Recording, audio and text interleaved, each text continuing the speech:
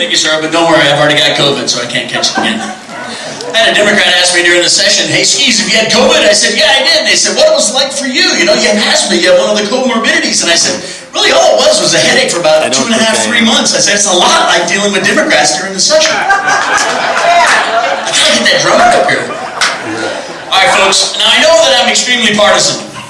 I'm right of center, because that's right. That's why we call that right, and we call the left wrong. That's how that works. If you're a Democrat, I don't mean to insult you, but you need to look at what your party stands for nationally and in this state. No Democrat votes pro-life. Even the ones that say they are. Actually, there's one, maybe two that vote pro-life, so I addend that. There's not a Democrat out there in Montana that votes to give you strengthened positions on the Second Amendment. There's not a Democrat in Montana that voted to allow only girls to participate in girls' sports. So if you're offended that I'm going after the Democrats and you're one, I beg you to focus that mirror on yourself. Because they don't, if you're offended, that's great, because you should be, because what they stand for is wrong. And you need to reevaluate that. I started all this out in the Tea Party back in 2010 when we came in with that big Tea Party wave. And people asked me, Steve, what happened to the Tea Party? I said, it's simple, we took over the GOP. No, I don't think so. Now, granted, there are bad Republicans. I'm not saying both parties are absent of their problems. But I identify more with what the Republicans stand for than I do by far with what the Socialists stand for. So, I just want to throw that out there. And I also want to throw out there as an addendum. The good senator talked about battle. Oh, that's a code word for the left in the audience that's tracking what we say. Those guys are espousing violence. No, that's metaphorical. The battle occurs at the ballot box. The battle occurs at the kitchen table with our families. The battle occurs in the foyer of our churches. That's the battle we're fighting for. What's the objective of that battle? It's not violence. It's the restoration and enhancement of liberties and freedoms. That's the battle we're in. So I want to throw that out there for the folks that are tracking down, oh, they just espoused violence. No, we espouse the fact that all of us should be in the struggle for freedom. All of us should try to restore our God-given constitutional rights. I mean, the dumpster fire of a year we just had, and the way that this state and the nation thinks it can stomp our constitutional liberties under the ground, unacceptable. That's why most of us are here. So I'm also here to allow a little comic relief. So in Kalispell the other day, I was at a bar and a Democrat came in, and you can plug in the word socialist or Marxist, it works fine. And he asked the bartender, he said, yeah, I want a local drink. What's the best local drink you have? And the bartender said, well, hey, our favorite drink is the Russian collusion. And the Democrat says, I'll take one of those, please. So the bartender pulls out an empty glass, slides it across to him, and he says, enjoy. That means there's no Russian collusion. Just in case there's some Democrats in the audience. I hope if there's some Democrats in the audience, meet me over here when I'm not speaking, and I'll give you the registration card to become a Republican, and we'll help you out. Now, I said Don is the coffee guy. He's a patriot. He is a patriot, but the name of his coffee company is the Minuteman. And so, God bless the Minuteman. That's the whole reason we conceal carry and constitutional carry is because the cops take at least 6 to 10 minutes to get there. The Minuteman takes a couple of seconds. All of us are Minutemen and women. And also, folks, there's a lot of vendors that showed up, and they have information they want to hand out and or items they would love to sell. So please, a lot of these good folks helped kick this thing off. And so please, as the day's going on, swing by, say hi to everybody, see what they've got, see if they have things they're selling, and if you like it, please. It takes money to make this work, and if you help patriots survive in this economy, then you're doing way more than many are. And so, with that, we're a little bit ahead of schedule, but I think that's good. It'll give us more time. Our next speaker is one of my heroes. Rick Jore was one of the, I think he's actually, amen. Wait, I gotta do a little bio before he comes up. He's been described as a no-compromise conservative, and he's one of the most conservative legislators that Montana's had. He supports original intent with the U.S. Constitution, and that's actually the only way it should be. The concept of a living Constitution is, in my mind, an absolute perversion, and that's exactly right. It is only a living document in that we can amend it, not in its interpretation. Rick was I think he was the only constitutional party legislator in the branch And when Rick jumped in there to serve, I followed him excessively and loved what he did, and he inspired me to run. So folks, please help me in a warm welcome for our former legislator, Rick Jore.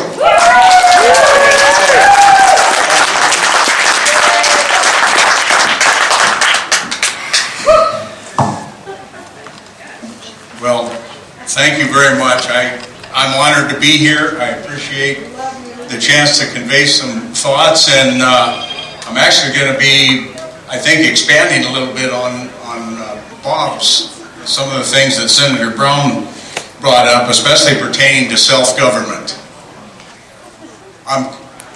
My personal conviction is that the two foundational principles that our country was founded on have been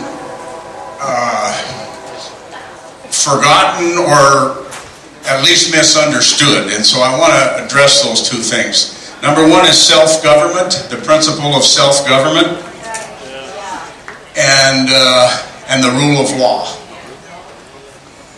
And Derek and Bob both talked about the notion of restoring our freedom. And I think it's important we understand that that's the proper word, restore. Because it acknowledges that we've lost our freedom in many ways. I think if we're honest, we have to acknowledge that. It's been said by a cowboy wisdom, which I think is some of the best wisdom around, that you ain't going to clear up the water till you get the pigs out of the creek. And those 245 years ago that Senator Brown talked about, the creek was running pretty clear. The water was pretty clear, and it's pretty muddy in our day, unfortunately, I think. And so maybe we can, if I can make a little analogy here, let's say that clear water is when we are the most free. And then we maybe need to talk about who the pigs are in the creek so we can get them out. Okay. It was probably Pigs are clean. a function much like this that Laura Ingalls Wilder mentioned in her book, Little House on the Prairie. I want to read this because it's a very simple description of the principle of self-government. And she wrote in the book about this Independence Day celebration that they were having. And here's what she said. After they sang, as was typical in our history, they would have a celebration of that day, read the Declaration of Independence, sing some patriotic hymns. And here's what she said. The crowd was scattering away then, but Laura stood stock still. Suddenly, she had a completely new thought. The Declaration and the song came together in her mind. And she thought, God is America's king. She thought, Americans won't obey any king on earth. Americans are free. That means they have to obey their own consciences. No king bosses Pa. He has to boss himself. When I get older, Ma and Pa will stop telling me what to do, and there isn't anyone else who has a right to give me orders. I will have to make myself be good. Her whole mind seemed to be lighted up by that thought. That is what it means to be free. It means you have to be good. Our Father's God, author of liberty, the hymn said, the laws of nature and nature's God endow you with a right to life and liberty. Then you have to keep the laws of God. For God's law is the only thing that gives you a right to be free. That's from the Little House on the Prairie. Very elementary description of self-government. And today we hear all this time, this advocacy of democracy and the concept of self-government in the context of democracy, as if it's good enough that we at least have the right to vote for our tyrants. That's not self-government, folks. Not in the historical sense. True self-government is internal to external. Yes.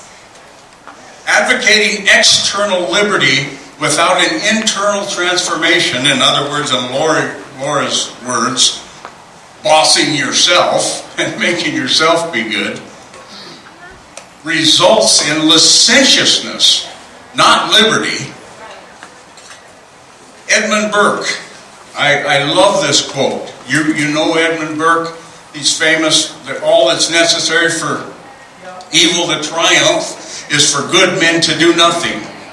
And that's logical, because the fact is men are fallen and depraved and sinful. And oh boy, that is not popular language in this age of militant secularism. But it's a fact.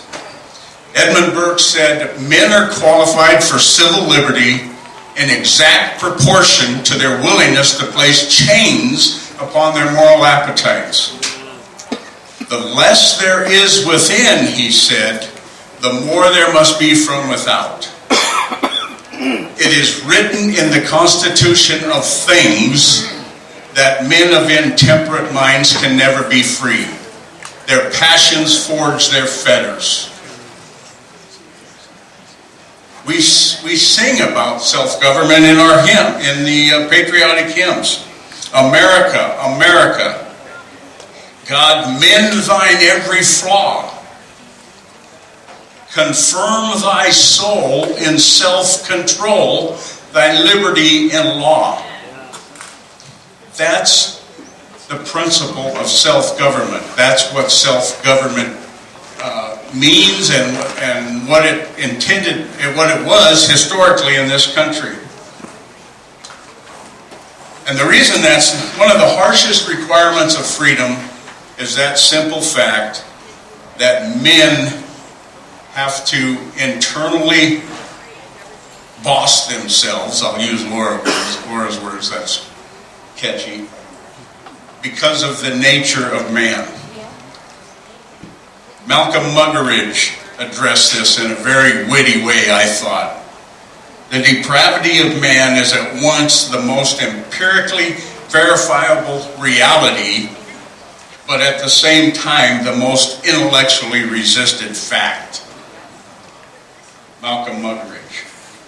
On the issue of self-government and the requirement of virtue and morality for freedom, George Washington said, "Virtue and morality is a necessary spring of popular government.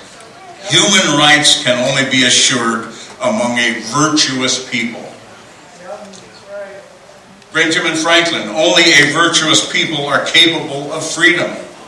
James Madison, "To suppose that any form of government will secure liberty or happiness without any virtue in the people is an imaginary idea." I'm going to skip that for the sake of time. Patrick Henry, an impure state of morals, a corrupted public conscience is incompatible with freedom. John Adams said, "We have no government armed with power capable of contending with human passions unbridled by morality and religion. Avarice, ambition, revenge, or gallantry would break the strongest cords of our Constitution as a whale goes through a net. Our Constitution was made for a moral and religious people. It is wholly inadequate to the government of any other." So, if we want freedom, we have to understand the necessity of self-government in the historical sense understood by our founders.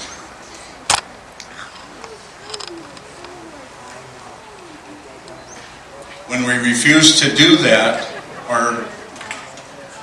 the manifestations of a society that has lost its capacity for self-government are all around us, in my view. We see it, the indulgences, drugs and alcohol and promiscuity, those aren't the problems, folks. Those are the consequences of the problem of lack of self-government. Not unlike a spoiled child who demands appeasement of every indulgence in the household from his parents, even while demanding and expecting the benefits and protections of the family. And if you don't think that this latest emphasis on collective socialism that we're seeing prevalent in our society is tied back to the lack of self-government in our society, then I think you're kidding yourself. The individual that refuses to govern himself always advocates socialism because that's where their security lies, in the collective. I'm entitled to free education, free health care, affordable housing. I'm entitled to everything at someone else's expense. And I would suggest this as I move into the rule of law, that theft is always wrong, even when it's done in broad daylight and by majority vote.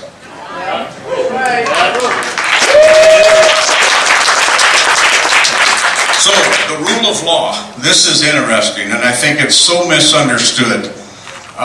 Before I explain how I see the rule of law, let me suggest what the rule of law is not. The rule of law is not a decision or ruling by the Supreme Court of the United States or the Supreme Court of Montana.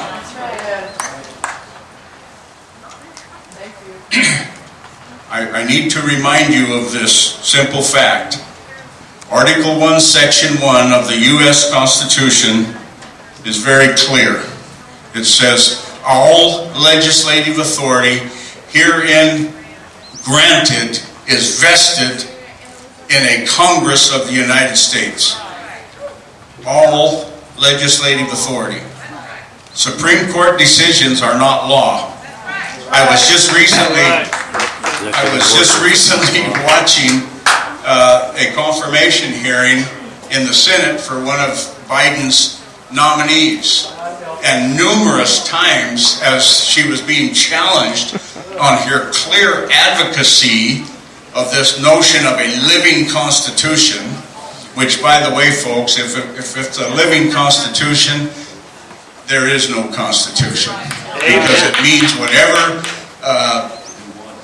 a judge or legislator wants it to mean whenever they want it to mean that.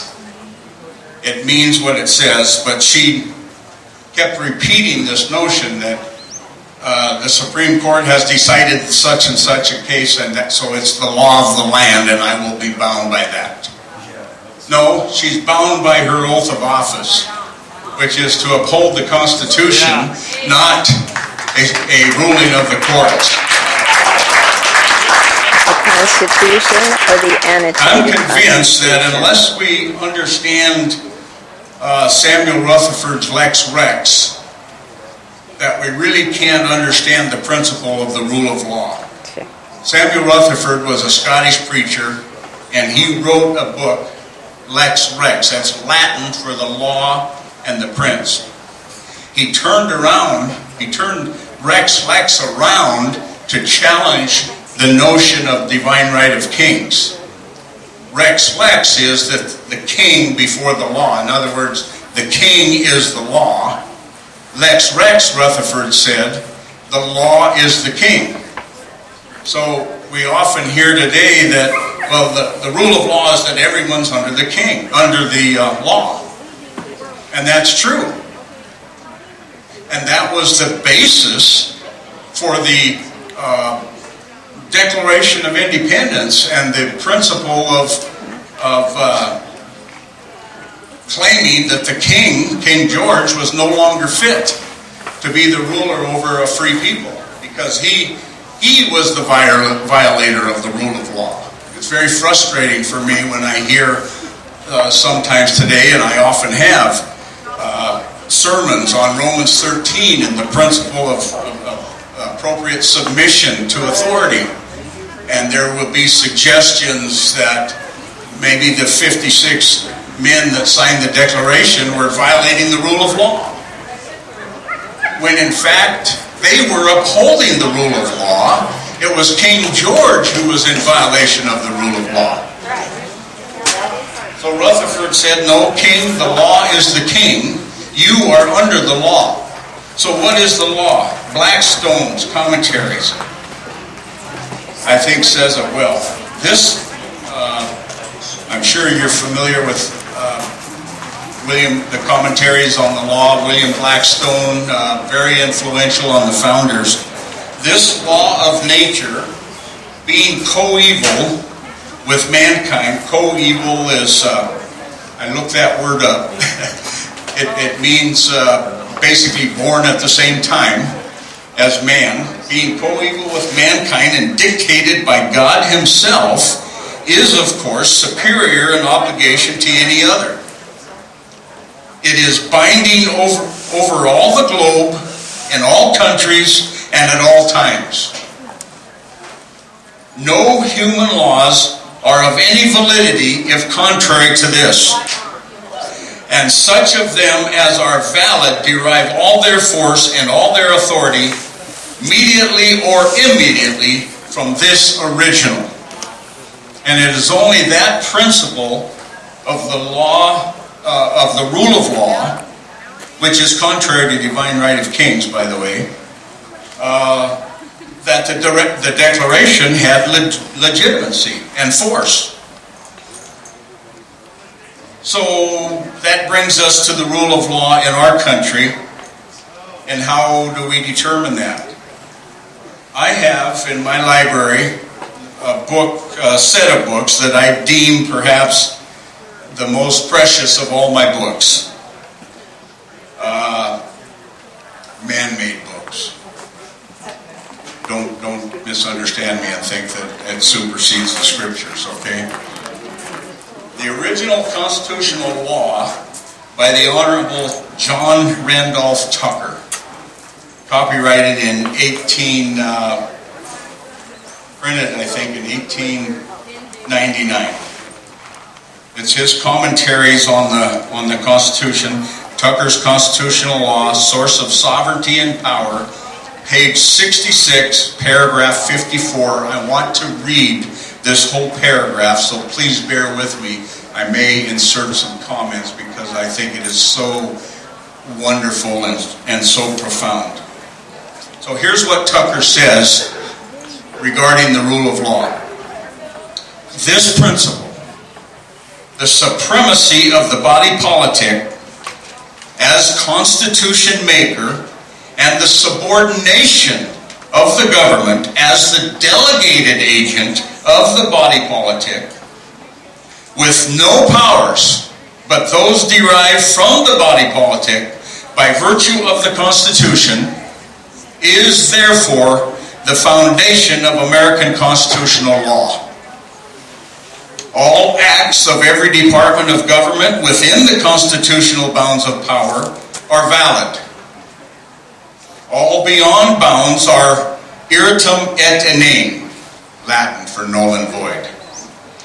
Government, therefore, has no inerrant authority, but only such as is delegated to it by its sovereign principle. Governments may transcend the limits of this authority, and we have plenty of experience with that of recent, but its acts are nonetheless void. It cannot, by usurpation, jurily enlarge its powers, nor by construction stretch them beyond the prescribed limits.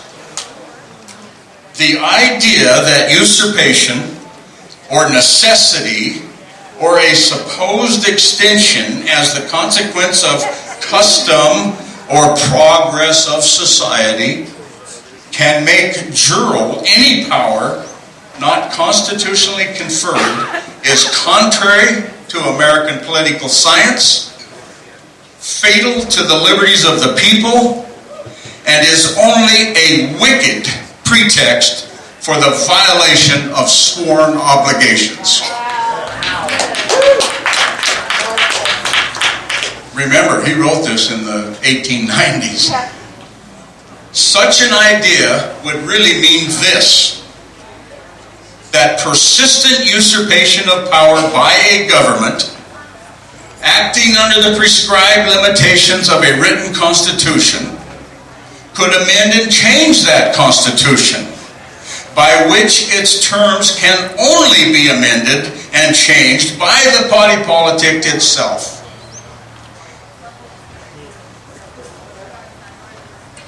And two more sentences and comprehend the insight in these sentences.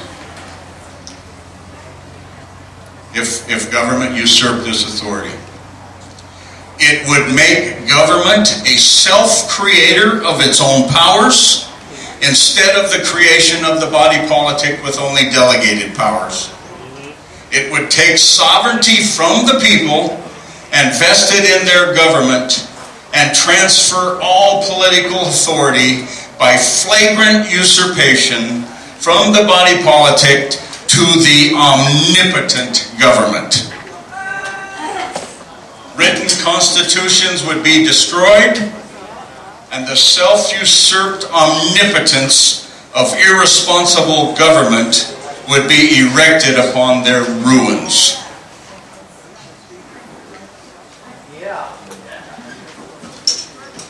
Maybe we're kind of close to getting there. We are there. We've been there. Now, I want to make a point that burns in my guts. In Christian Manifesto, Francis Schaeffer quoted Charles Finney, and Finney said, "Arbitrary legislation is never really obligatory." You get the profoundness of that? Arbitrary legislation is never really obligatory. To the people. And properly understood, Romans 13 does not contradict that. There's Romans 13 again. Might I suggest, not as an intent to be extreme, but just as an attempt to be factual, that we wallow in an age of absolute arbitrary legislation at every level of government? I say that with experience in the legislature, where very seldom is there any consideration about legislation having some kind of constitutional sanction. That's what happens in democracy. It becomes arbitrary and based on the ever-changing and fickle whims of the majority, or whoever, maybe not even the majority, whoever has the most clout and power at the time. Yep. Both sides of the same coin.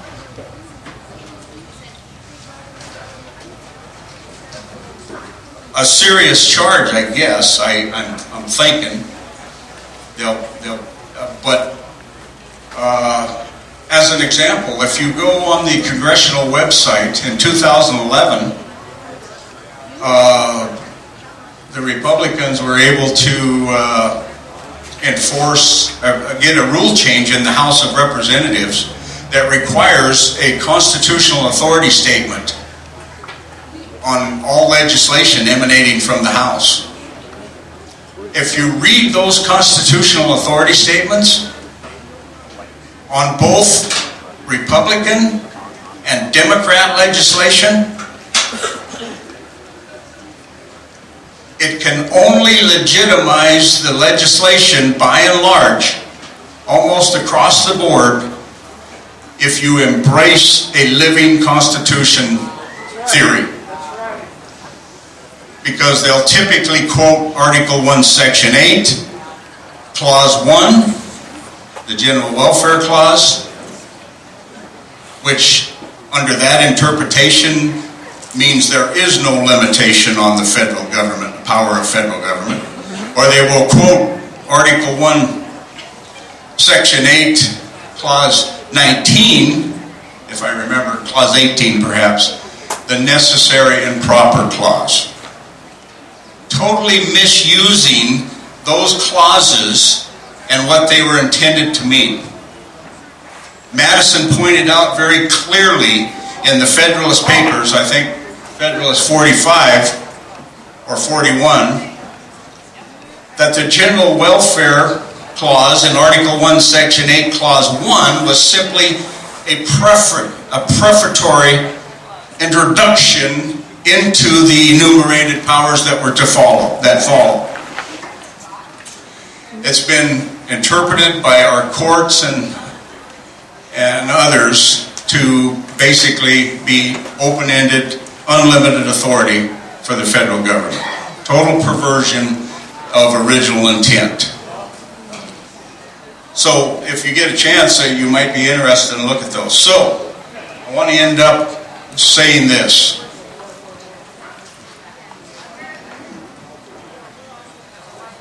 The water isn't very clear, it's pretty muddy. So we know the pigs are in the creek. And it's very easy to recognize that some of the pigs are liberal, progressive, the woke segment of our society. I guess I'm probably the least woke person in the country now. It's easy to see that, and we can make those accusations. But if we don't recognize that perhaps that we need to go by the rule of law and apply that Constitution, maybe we can justify pigs in the creek as long as there are pigs.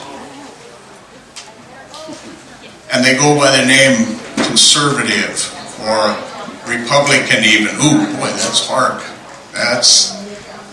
Now you're really stepping on some toes there. That's okay, sir. Are you satisfied? Are you okay if the pigs are in the creek as long as they're your pigs? Now, let me really hit home here. Not that I like to be controversial. I actually am a very non-confrontive guy, believe it or not. Let's make sure that we're not the pigs in the creek. Okay? Let's apply the Constitution. When Washington said the final keepers of the Constitution, or if you will, the rule of law, are the people, we're the body politic, right? If we're satisfied with our pigs in the creek, or even justifying ourselves being in the creek, we won't restore our freedom, folks. Let's be honest. So let's not be the pigs in the creek. Let's not be satisfied as long as the pigs in the creek are our pigs. And let's step up and be honest and work to truly restore the rule of law through the principle of actual individual self-government. Thank you.